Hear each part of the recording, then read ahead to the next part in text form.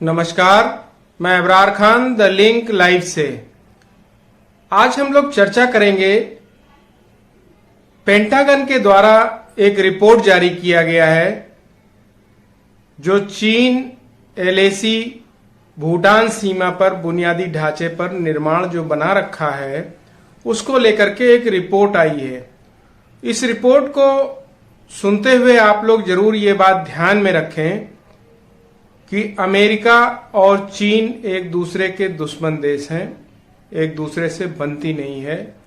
और रूस जो इस वक्त चाइना का सहयोगी है, तो इस रिपोर्ट को इसी अनुसार आप देखें। और हमारे देश की सरकार ने जो चीन के बारे में बोला था चाइना बॉर्डर के लेके एलएसी को लेकर के कि वहां ना घुसा है कोई, ना कोई घुसा था, ना कोई घुसेगा, तो इस चीज को भी आप ध्यान में रखें कि ये रिपोर्ट जो हम आपको बताने जा रहे हैं ये द वायर की रिपोर्ट है। पेंटागन ने जो रिपोर्ट छापी थी वो द वायर ने उसको अपने इस पर छापा है।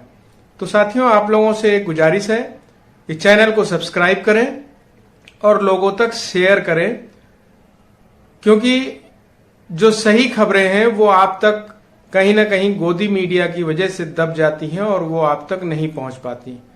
तो शुरू करते हैं। इस पर हम लोग जो रिपोर्ट बताई है उसमें यह बताया गया है कि चीनी सैन्य शक्ति पर पेंटागन की वार्षिक रिपोर्ट में कहा गया है कि चीन ने भारत के साथ वास्तविक नियंत्रण रेखा और बुनियादी ढांचे का विकास जारी रखा है, जिसमें नई सड़कें, हेलीपैड, एक पुल और एक हवाई अड्डा और पड़ोसी भूटान में विवादित क्षेत्र में नए गांव शामिल है।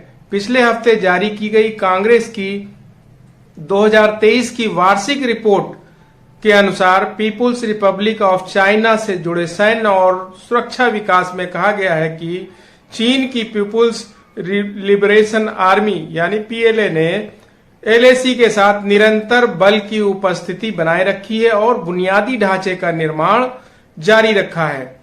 जून 2020 में गलवान घाटी में भारत और चीन सेना दक्षिण एशिया में अपनी सीमाओं पर चीनी विकास को सूचीबद्ध करते हुए रिपोर्ट में कहा गया कि 2022 में चीन ने एलएसी के साथ सैन्य बुनियादी ढांचे का विकास जारी रखा। इन सुधारों में डोकलाम के पास भूमिगत भंडारण सुविधाएं, एलएसी के सभी 3 क्षेत्रों में नई सड़कें, पड़ोसी भूटान में विवादित क्षेत्र में नए गांव, पैंगोंग झील पर दूसरा पुल, केंद्र क्षेत्र के पास एक दोहरे उद्देश्य वाला हवाई अड्डा और कई हेलीपैड शामिल है। पेंटागन की रिपोर्ट में यह भी कहा गया है कि चीन ने सीमा पर जनशक्ति की तैनाती बढ़ा दी है। 2022 में चीन ने एलएसी के पश्चिम क्षेत्र में रिजर्व में 4 संयुक्त हथियार ब्रिगेड यानी सीएबी के साथ इंजीनियरिंग, झीचियांग और तिब्बत सैन्य जिलों के 2 डिवीजनों द्वारा समर्थित एक सीमा रेजिमेंट तैनात की है। चीन ने अन्य थिएटर कमांड से पूर्वी क्षेत्र में 3 हल्के से मध्यम सीएबी और एलएसी के मध्य क्षेत्र के में अतिरिक्त 3 सीएबी भी तैनात किए हैं। हालांकि हल्के सीएबी के कुछ तत्व अंशतः पीछे हट गए हैं, लेकिन तैनात बलों का अधिकांश हिस्सा एलएसी पर यथावत बना हुआ है। इसमें कहा गया है भारत और चीन अप्रैल-मई 2020 से एलएसी के साथ पूर्वी लद्दाख में कई बिंदुओं पर गतिरोध पर है। संकट तब और बढ़ गया जब गलवान घाटी में भारतीय और चीनी सैनिकों के बीच आमने सामने की लड़ाई हुई, जिसमें कम से कम 24 सैनिकों की मौत हो गई। 4 दशकों में एलएसी पर यह पहली घातक लड़ाई थी। तब से सैन्य पक्ष सैन्य स्तरीय और विदेश स्तरीय नेतृत्व वाली वार्ता के कई दौर में मिल चुके हैं। भारत और चीन दोनों ने लगभग 4 संघर्ष बिंदुओं पर सैनिकों की वापसी की। नवीनतम पिछले साल गोगरा हॉट स्प्रिंग्स में थी।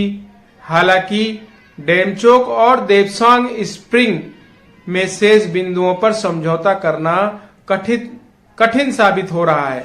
रिपोर्ट में यह कहा गया है कि चीन अपने परमाणु हथियार शस्त्रागार के निर्माण की पिछली परियोजनाओं से आगे निकल रहा है। 2020 की रिपोर्ट में अमेरिकी रक्षा विभाग ने अनुमान लगाया था कि चीन 2030 तक अपने परमाणु हथियार शस्त्रागार को दुगना कर देगा, जो 2200 के निचले स्तर पर था।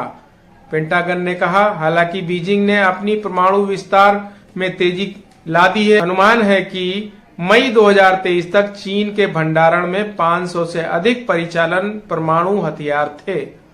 नवीनतम अनुमान यह है कि चीन के पास 2030 तक 1000 से अधिक परिचालन परमाणु हथियार होंगे।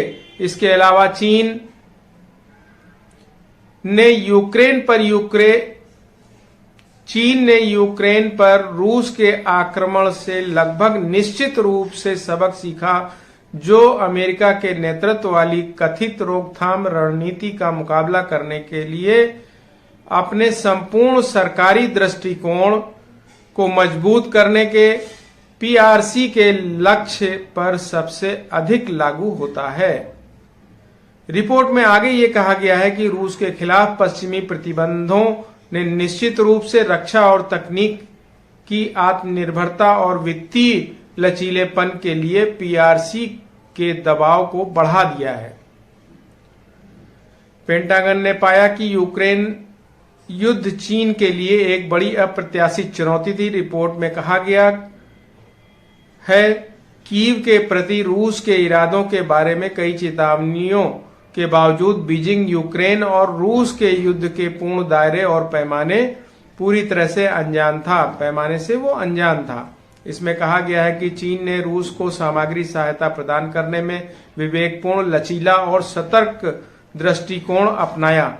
पेंटागन ने कहा, पीआरसी नेताओं और अधिकारियों ने संघर्ष में पीआरसी की तटस्थ भूमिका पर जोर देते हुए उच्च स्तरीय राजनयिक व्यस्तताओं और संदेशों का उपयोग करके चीन रूस संबंधों पर अंतर्राष्ट्रीय आलोचना को दूर करने और अंतर्राष्ट्रीय प्रतिष्ठा की रक्षा करने की कोशिश की है। ये रिपोर्ट थी पेंटागन की, जिसे द वायर ने छापा है। अब इस पर हम लोगों को सोचने की जरूरत है कि क्या हमारे देश के प्रधानमंत्री या देश की सरकार इस रिपोर्ट को नकारेगी कि हाँ, अभी भी चीन वहां घुसा हुआ है या घुसा नहीं है, क्योंकि अब सरकार को इस पे अपनी प्रतिक्रिया देनी चाहिए और बताना चाहिए कि ये रिपोर्ट की हकीकत क्या है। तो चैनल को सब्सक्राइब करें और लोगों तक शेयर करें। बहुत बहुत धन्यवाद।